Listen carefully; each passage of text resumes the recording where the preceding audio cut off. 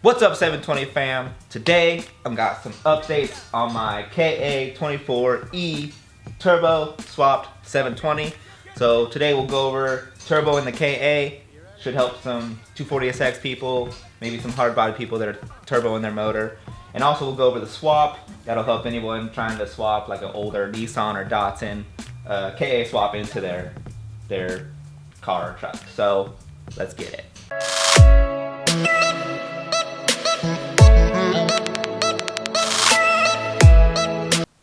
So the first thing we'll go over is the mass airflow setup. So I'm going to be running a blow-through setup, and the reason being, most people will run the mass airflow sensor on the intake side of the turbo, and then run a blow-off valve to atmosphere somewhere else. Well, what that does is, if you don't run a recirculation kit, what happens is the air that's blown into the atmosphere isn't measured, and your car will kind of run like crap because of it. So I'm running the mass airflow sensor right before the throttle body, and the blow-off valve just somewhere on the intercooler piping. That way, all the air that's going into the intake manifold is measured, and the air that's vented is just vented to air, and it's not measured and doesn't need it. So that's the first part. I'm also running an N92 mass airflow sensor from a 300ZX, and the reason being is that the stock mass airflow sensor can't measure enough air with the turbo, so the typical upgrade is a 300ZX mass airflow sensor. Next is the throttle body. It's just the stock 240SX throttle body. This one happened to come out of a 240 with cruise control, which was awesome because my 720 throttle cable bolted directly to the cruise control location and works perfectly. So that was easy for me. Everything just bolted right up. Next is the intake manifold. I'll go over everything I shaved off of it. One of the things was the fins from this and the head, just cosmetically. Shaved off the coolant lines from it, as well as the throttle body. Don't need those. Deleted the PCV valve. Actually moved the PCV valve here. This is just cut and welded. I'm using this as a vacuum line for my catch can, and then running the catch can to the head to get all the oil vapor out of the system. This is also part of the PCV valve. I just blocked that off. Just cut that out of metal, painted it black. The only thing I'm keeping is the air pump, because I'll need that for cold starts. It allows more air into the engine. And the idle air control valve, because that will help when my RPMs drop and it will keep my engine from stalling out.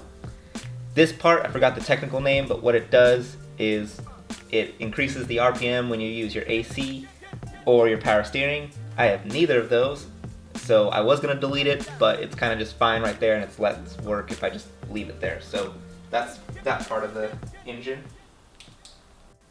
Then while we're talking about the things I deleted, one of the things I deleted was the EGR valve. Just took everything off, made a little plate, painted it black, mounted it there. I deleted the heater core connections, so I deleted this one. And then I also deleted the one over there. I just cut the tube off, welded that shut, because I'm not running a heater core, so less things in the engine. One more thing I blocked off was this coolant line right here. Just ran a little bolt in there with some JB Weld. It ain't going anywhere. Another thing I did that's kind of hard to show you, I deleted the butterflies inside the intake manifold. I deleted the butterflies, I deleted the rod, I deleted everything. I capped off the end of the rod, I capped off all the holes that the butterflies leave, and just deleted the entire thing. So the butterflies are gone as well. So real quick, I'll go over the plumbing for the air pump and the idle air control valve.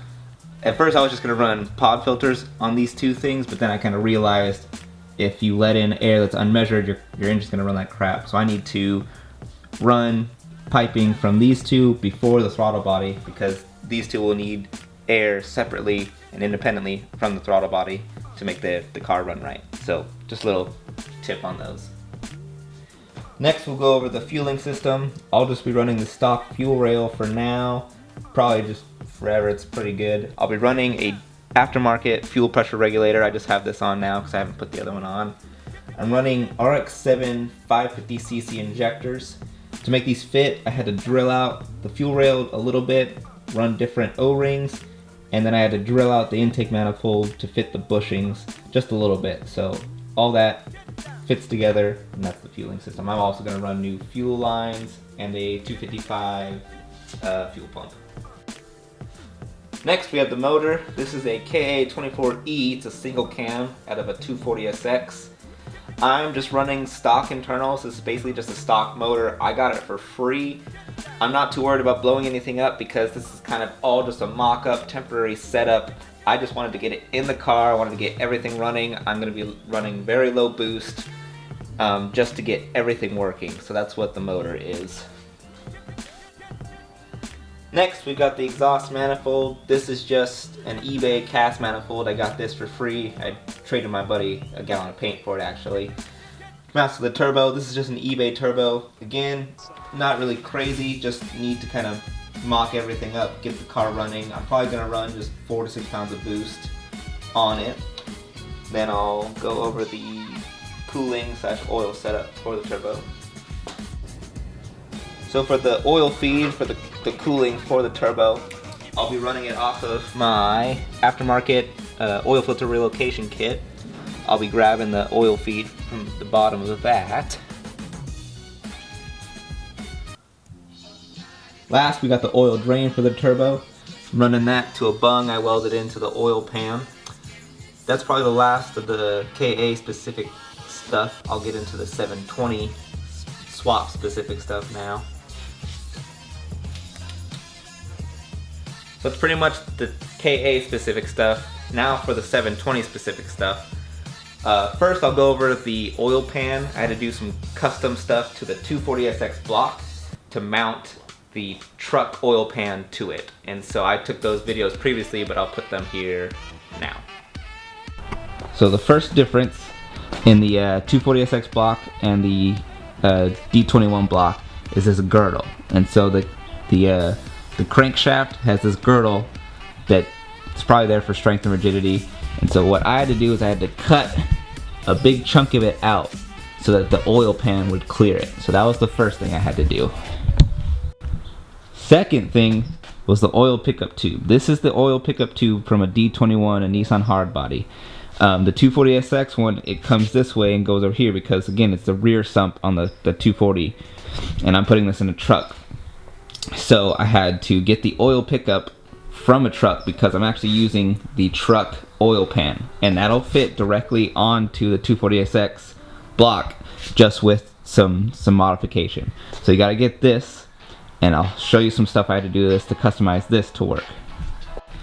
So now you can probably weld up your own custom pickup tube, but I got this for 20 bucks. Usually I think from factory like 140. But what I had to do is I had to cut the bracket off and weld it in a different angle. And I kind of messed up on this, and I'll show you why right now. But basically, it still works, and it's super sturdy. Like this thing is not going anywhere. So I'm actually okay that I did this. But I remember when I first was looking at this, I was going to bring this up and over, and I don't remember why I wanted to do that.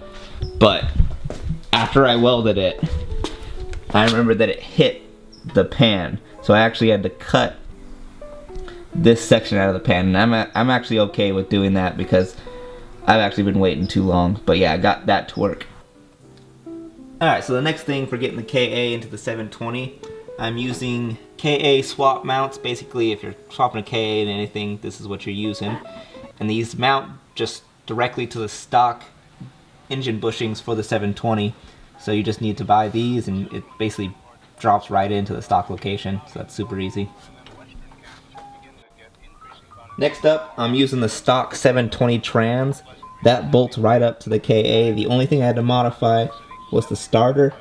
There's threads on the starter where the bolts go, so I had to just drill out the threads on the starter. That way the bolt could go through the starter and mount to the trans, because on the 240 I'm pretty sure they go through the trans and mount to the starter. So I'm using the stock trans, stock drive shaft. Next we have the clutch setup. I'm running a 240SX stock master cylinder. This just bolts up right to the 720 location, which was awesome.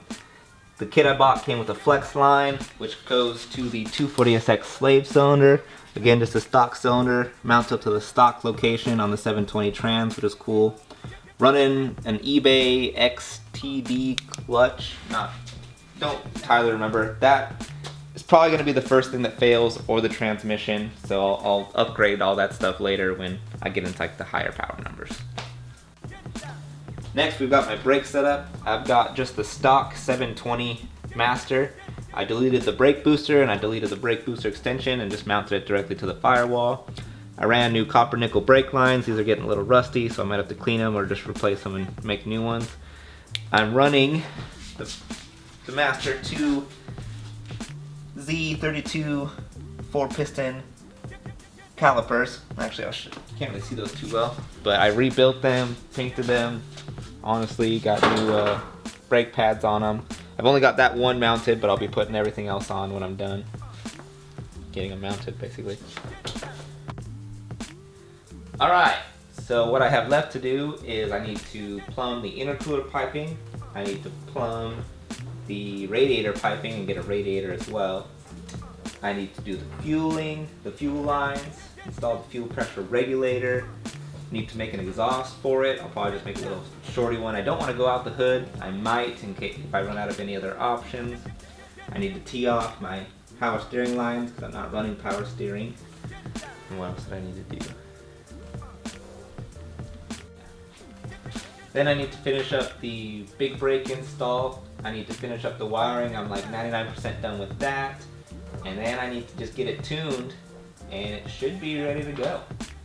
So that's the updates on it. That's what I need to do. Hopefully this helped you. It will help me kind of look back and see what I've done and what I still need to do. And we'll go from there. So I'll see you next time. Peace. I forgot my friends and I actually made a little cinematic edit. Well, I should say my buddy Jordan threw together all the editing stuff, and my nephew Noah, he actually made the music for it. So I'll actually run that right now to give you guys something to watch. Here we go.